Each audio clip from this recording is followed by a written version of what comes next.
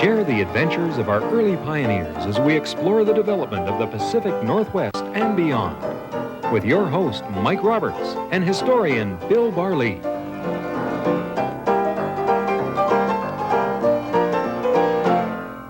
Welcome to Gold Trails and Ghost Towns. Mike Roberts is my name, Bill Barlee's here, and today we talk about a place that one of my favorite spots. And whenever I think of Victoria, I think of a town that just exploded on the scene at the earliest stages of the 18th century and then evolved. Bill Barlee, what's your feelings about Victoria? I look at Fort Victoria, Yep. 1843, Hudson's Bay Fort, very, very small town.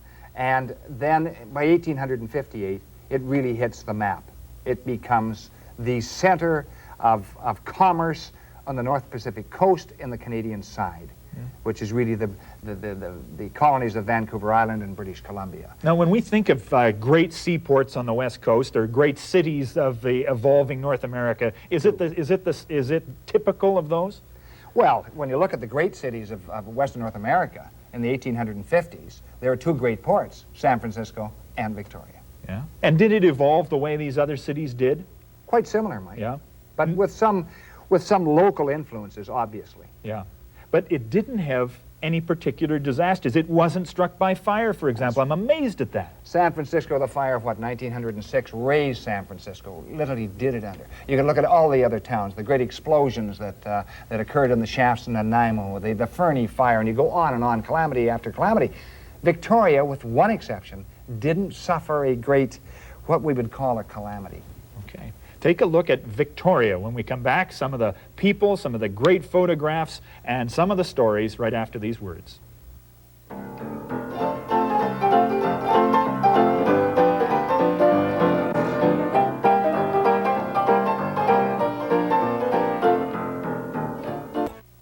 Welcome back to Gold Trails and Ghost Towns. Mike Roberts and Bill Barlee, and we're talking about Victoria today. And really, although it was a sleepy little town in the 1840s, the development that happened then set the scene for the explosion that happened a bit later in Victoria. And it was a staggering difference in a town. Here's a fort that is kind of somnolent. It's just sitting there in the sun. And suddenly the Fraser River rush comes into being, and the miners start flooding up from California.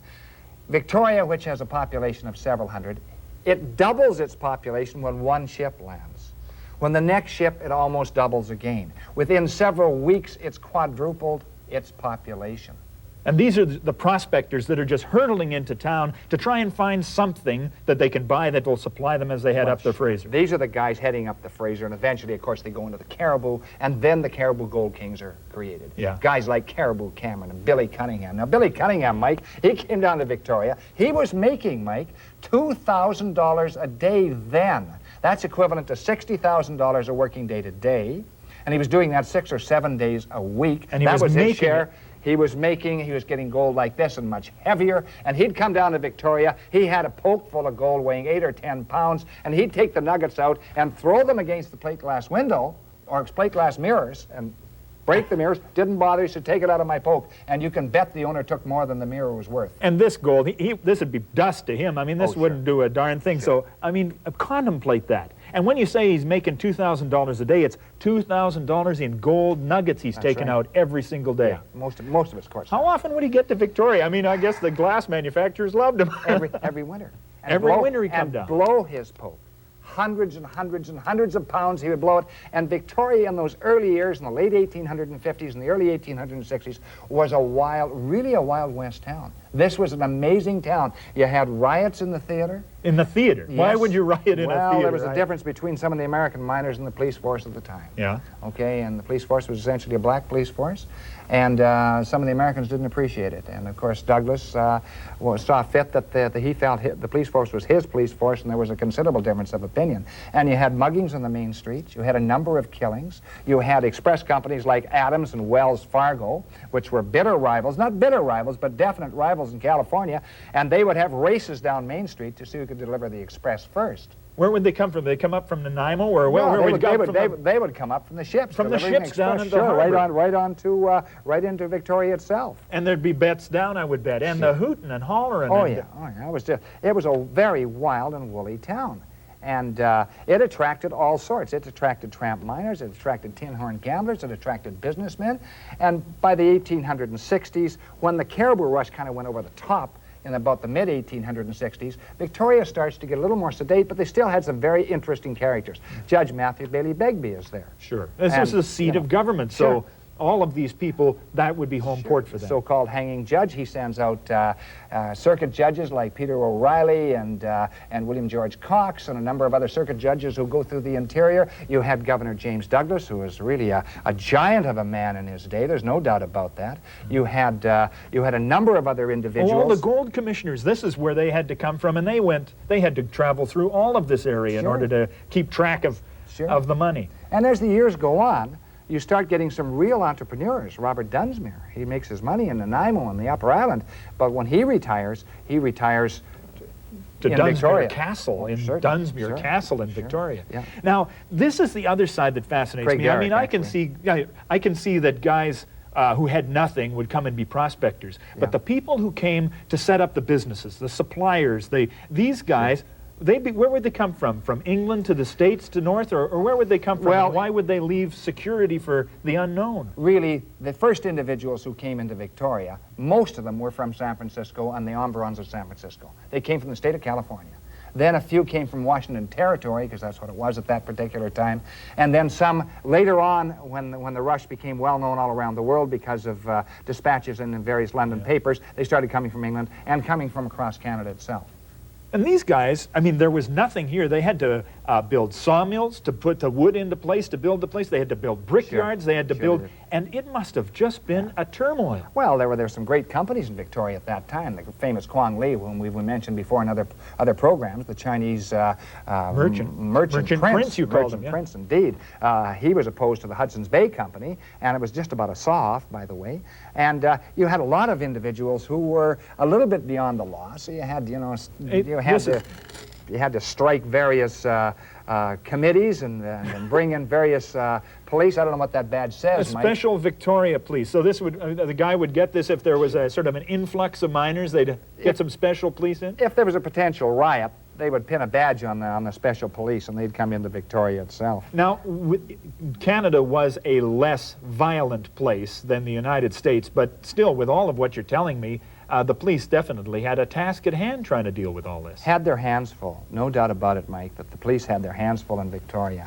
And, I think that there was, here's an example. This is a spittoon right from Victoria, Mike, and that's typical of the day. Came from one of the houses of questionable repute in Victoria. And there were none of those in Victoria, really, were there? Picked it up some months ago, and gives you an idea of what Victoria was like. But as the years roll on, Mike, Victoria becomes really a bona fide city. It goes from that gold rush status, that wild and woolly sort of town in the 1850s to 1860s. By the 1870s, late 1870s, mid 1870s, and right into the 1880s, it becomes a significant town. This is a remarkable map. You call this the bird's eye map of Victoria? This is what is generally known as a bird's eye view, and this is an 1889 bird's eye view. So the harbor is over here. Sure. And all of the Fort Street and all of those places are just up there. Yeah. So where would the races go? Where did the express companies race up there? Well, they would probably come up Government Street, actually. But they were in the harbor, so they would probably come in here and race right up Government Street. Yeah. And I don't know exactly where Wells Fargo's office was, because this is 1889. They're gone by then. But this map indicates some of the buildings here, Mike, and a number of the buildings are rather interesting. There's Spratt's Wharf and Pritchett and Company's Wharf and the Albion Iron Works, and it goes on and mentions some of the banks that have come into Victoria. And Mike, some absolutely grand mansions. Yeah. Because Victoria is where people, once they've made their pile, they come into Victoria to retire. Now, you've got a shot of one here. This is called the Roslyn. This must be a favorite of yours. Tell me about the Roslyn. Well, Roslyn was a house built by a guy called Andrew Gray, who was in the ironworks business, actually. And I'm not sure there was Albion Ironworks, but one of the ironworks businesses in Victoria. And he builds himself an absolute mansion. And there it is, complete with witch's cap and some bay windows and all the accoutrements of a very, very fine home. And there were a number of these homes in Victoria. Mike, Victoria had I think, was the equivalent of San Francisco on the Canadian side. There was house after house after house that was absolutely resplendent. It just remarkable architecture. Most of them, unfortunately, are gone. A few survive. Craig Derrick is one, and some of the others, but probably only 10% of all those mansions that accumulated on the posh areas of Victoria. Yeah. So you've got shots of downtown, Fort Street and Government Street. Here, Fort Street, you've got Mr. Bagnall and his music shop, and you've got really substantial brick buildings in this area. Sure you have. Wells Fargo would have been along here. There's what they would have posted, Mike, for sure. Got this. Is this an actual poster from the Wells Fargo days? Actual poster from Wells Fargo. That would be in every office. And Wells Fargo had hundreds of offices spread throughout the western United States, started in 1852, and went till the Union Pacific really wrecked Wells Fargo. So that would be the early 1860s. And, but they did last in other out-of-the-way areas. And you can read some of this, Mike, and I think it's fascinating reading. Yeah, I mean, it says right here, 10 days to San Francisco and California gold camps, the average speed 5 miles an hour. Boy, that's humming right along. Yeah. And notice, California and eastbound passengers, recommended equipment for the overland passengers, so they've got the tips right here, Yeah. 1 Sharps rifle, 100 cartridges, Yeah. a Colt's Navy revolver, 2 pounds of balls, a knife, a sheath, a pair of thick boots, woolen pants. They've Sure. got the tips right there. And look at the ship, too, Mike. Somewhere in there it says... Gold dust, coin, U.S. mail, banknotes, Sure. also the collection of gold dust, coins, nuggets, drafts, and accounts. I mean, they did everything, and Oh, they sure became they the Sure banker they of the time, I guess. No doubt about it. So what happens to Victoria is what happens to any town that grows at that rate in about 30 years. By the 1870s, it becomes a city with all the embellishments of a city. And by the late 1870s, it is probably, of course, Vancouver does not exist, doesn't really come into being till 1880s. And Victoria is the town on the Pacific slope. There's not much doubt about it. Nothing really touches it. Sure, there are other places like Barkerville. There are other places here and there like Yale, but really nothing compares with Victoria. And this is the thing that I was reminded of on my last trip to Victoria. The Maritime Museum is a fascinating place to go. When you look at the shipping that came in here, it wasn't like 1 or 2 lonely sailing boats. It was hundreds of boats coming into the Victoria Harbor. Well, as we mentioned before, Victoria Harbor was one of the great harbors of the Pacific coast. There's not much doubt about it. Equivalent in some respects to San Francisco. Yeah. And these were the 2 best. Of course, Seattle comes on the scene much later. But there were boats coming from not only from the United States, not only from coming around the Horn, which a lot of them came around the Horn. Some of them are starting to come across from Australia, and some are starting to come from Hong Kong. So they're bringing in Chinese, they're bringing in Australian miners, they're bringing in American miners, and they're bringing in an increasing business class. Yeah. And when you talk about these, by the 30 years of the boom going by, you must have been getting some pretty sophisticated society in Victoria by then. Oh, there's no doubt about it, that there was an elite in Victoria of probably 20 or 30 families. And this elite, of course, is led by Governor James Douglas, who is half black, by the way, rather interesting, and his Indian wife, whom he had married in the Fort St. James area. And yet they are leaders of society. So it was an egalitarian society in many respects. And he is a very austere individual, but there are many others on the second tier. I mean, Judge if you've Matthew got Bailey Begbie is one of them. Yeah, and of course all of the merchant who became pillars of the community. Oh, If you definitely. got it, flaunt it. They built their houses and they partied it up. Sure. This is one of your treasures, isn't it? You've got a number of these beauties. Yeah.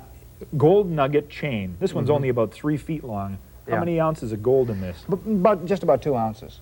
2 ounces. And of gold. that's typical of the chains that some of the women in high society in Victoria would have worn.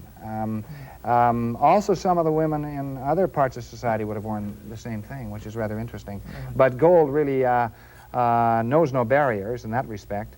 And of course, this was typical of the day. And of course, the gold pokes. Everybody worth their salt would carry a gold poke. This one is rather interesting, Mike. It still has 84 ounces on it. There, it's written right there. So a poke this size, tightened up at the end, would have 84 ounces of gold in it? Not necessarily. What you didn't notice here is there was a seal on that. Yeah. And that seal would be probably put down there, and Oh, then yeah. sealed over top by the bank, whether it was the Bank of British Columbia or whatever bank it was. Yeah. They would seal that, and then the guy would come in and say, okay, the seal has not been broken. I still have my 84 ounces. And he might weigh it out in front of the banker. If he didn't trust the bank, generally speaking, if the seal was intact, he watched it put on, he severed the seal, he broke the seal himself, and then he would probably say, yeah, this is 84 ounces. 84 ounces. Now, the interesting thing, Mike, is this was only worth about $16 a crude ounce. So 84 ounces was not worth a lot of money. It was worth about not quite $1,500. Today, it's worth 30 times that. And the guy would carry how many? And you think about the Cunningham, he got $2,000 a week out of this. A day? A day. This is one of these a day. Oh, yeah. More than that. Much more. And he'd come to Victoria. He would have 10 pounds a day, approximately. Unbelievable. Yeah. And as you say, if we were to look at the society of the time, it's maybe 20 families that are the core of the merchant class, of the legal class, and then all of the other people around them. Yeah, this expands with some of the retirees coming in from England, the admirals and then the generals, and a lot of the stuff they had, Mike. I think is, you know, this is the sort of material that they had in Victoria, and I think it's typical of the day. Yeah. I mean, you won't get a doorknob and a plate like that. I mean, this was a step above Barkerville, was it? Finest of brass compared to the other brass, by the way, too, Mike. Yeah. So the whole town burgeoned, and by the 70s, 1870s, and still Vancouver just a slough and a swamp. Yeah. It's just going great guns. You bet it is. All right, I'll go right.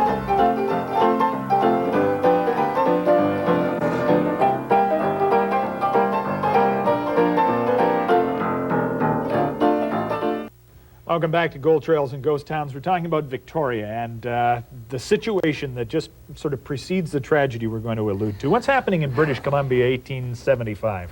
Well, Mike, Caribou has passed its peak. The Amanika rush has passed its peak. But there's another rush, this is the Cassiar rush, which is really at the height of its peak. The Cassiar rush is bringing out what we call the Gold Kings. And what was the habit of the Gold Kings in the fall of each year, October or November, was to travel to Victoria, and if they had enough money, they would then go on to San Francisco.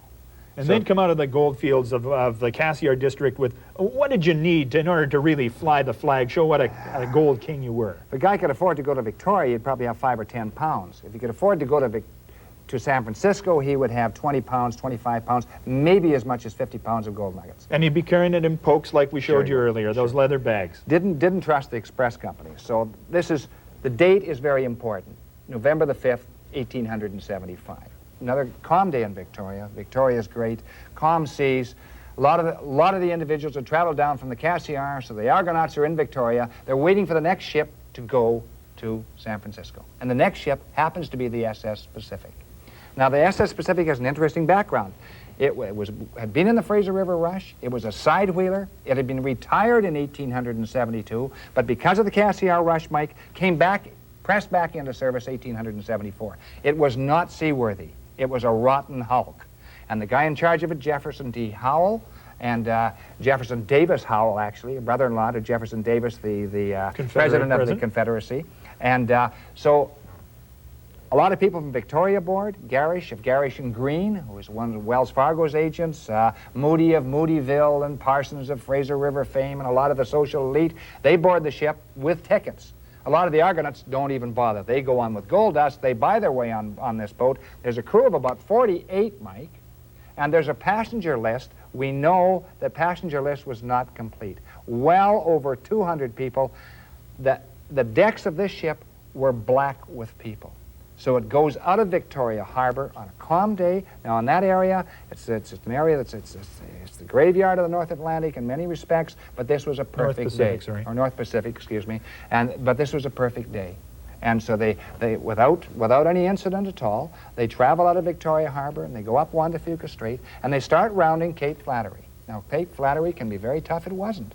It was a perfect day. But up from the south, sails a collier, and in charge of a guy called Captain Charles Sawyer. And Sawyer, for some reason, we don't know whose fault it was, because Sawyer would not admit it afterwards, there's just a grazing contact made between the Pacific and the Orpheus. And there's no collision, just a graze, but it was enough to cave in the hull of the Pacific. And it happened so quickly, and the surprising thing was that Sawyer kept on sailing north. He didn't even bother north, and then he was going to turn into the Strait of Juan de Fuca. So the and Orpheus just sailed right on. most of the people came up on the deck. They heard they heard it slightly. A little bump, yeah. weren't too concerned about it. The ship started taking in water immediately. They don't even have time to launch their lifeboats. The ship turns turtle and sinks virtually with all hands on board. 250 dead on a calm day. Yeah. 2 survivors, Mike, only 2. Henry Jelly, who was the passenger, and Neil Henley, who was the quartermaster. Those are the only 2 out of those 250, at least 250 people who went to watery grave. And, you know, it was a tragic sort of thing because the stories, virtually everyone in Victoria was affected. They all lost relatives or friends. And there was a Miss Fanny Palmer who had been sent to San Francisco that very day.